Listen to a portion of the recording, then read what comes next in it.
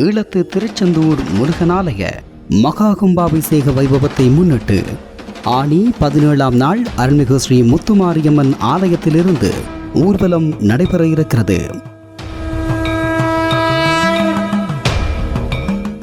இந்தியாவில் இருந்தும் இலங்கையில் இருந்தும் ஆதீன குருமகா சன்னிதானங்கள், மடாதிபதிகள், சன்னியாசிகள் ஆகியோர் முன்னிலையில் இந்தியாவில் இருந்தும் இலங்கையில் இருந்தும் கொண்டு வரப்பட்ட கங்கை, ஜமுனை, சரஸ்வதி, திரிவேணி சங்கமம் முதலான புண்ணிய தீர்த்தங்கள் 23 கலசங்களில் ஊர்வலமாக எடுத்து வர இருக்கிறோம்.